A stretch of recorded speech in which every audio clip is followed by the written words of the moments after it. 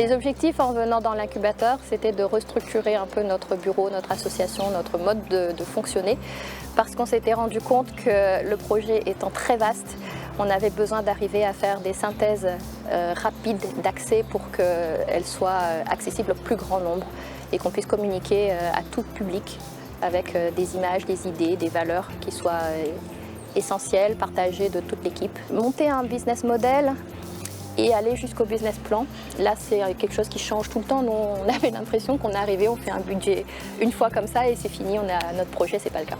Dans la réalité, on se réadapte tout le temps. Et nous qui avions en projet déjà à l'époque d'embaucher 12 personnes, ça nous a été très très utile pour toute la phase de recrutement, parce que sans ça, on aurait fait de grosses catastrophes, parce qu'on ne s'en rend pas compte, mais quand on embauche des gens, il y a des nuances qu'on n'a pas forcément. Nous, on n'est pas professionnels là-dedans, on est dans le milieu associatif, et ce côté très professionnel nous a vraiment permis d'éviter des gageurs.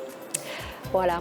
Mon retour d'expérience de l'IERD, c'est quelque chose de très positif en termes d'accompagnement. Par contre, en termes de disponibilité au sein des membres de l'association, il ne faut pas oublier que nous sommes tous des bénévoles et que nous avons tous une profession à côté. C'était vraiment compliqué de se libérer tous les mardis après-midi pour avoir les ateliers collectifs. C'était vraiment difficile aussi de se faire coacher sur des heures en semaine. On a constitué une base de données qui nous permet aujourd'hui encore de puiser dedans sur tout ce qu'on peut faire ou ne pas faire, tout ce qui est dans la façon de procéder pour arriver à des choses. Par exemple, nous, on n'avait pas besoin de faire un logo, on en avait déjà. Mais par contre, là, on veut créer une SKIC. Et tout cet enseignement, tous ces ateliers qu'on a suivis sur comment faire un logo qui soit parlant, qui percute, qui ait un slogan, qui ait des couleurs qui reprennent certaines valeurs, tout ça, ça n'est pas vain. On ne l'utilisera peut-être pas là, tout de suite, mais on sait qu'on a acquis tout ça, on l'a mis dans notre réserve d'outils. Toute cette base de données, elle est riche, elle est transmissible. Nous, on l'a gardée au sein de notre bureau sur notre drive, donc n'importe qui peut y avoir accès à n'importe quel moment. La structuration du drive aussi vient de l'IERD, parce qu'on avait même un problème pour se dire qu'est-ce qu'on classe dans quel dossier.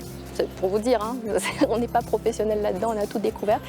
Et c'est vrai qu'on a développé des outils comme ça de gestion de travail collectif qui sont vraiment, qui fluidifient tout pour tout le monde, pour toutes les personnes qui entrent dans le projet. Ce que j'ai beaucoup aimé, c'est le coaching, parce que pour être coach, je pense qu'il faut que les personnes apprennent à nous connaître dans notre intimité, dans notre mode de fonctionner. Et là, on n'est pas une seule personne à coacher, on est une équipe.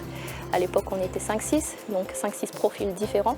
Et j'imagine que pour un coach, ça ne doit pas être évident de faire la gymnastique. Quand je vois tout le réseau d'informations qu'on a pu tirer de cet accompagnement, c'est précieux, parce que dès qu'on commence à devenir une association employeuse, dès qu'on commence à générer, à toucher des fonds publics, il y a tellement de contraintes, et on peut se faire taper sur les doigts à tellement de niveaux qu'il vaut mieux être armé. Et il y a vraiment besoin de professionnalisation pour des projets avec ce genre de thème-là, l'environnement, l'accompagnement social et tout ça.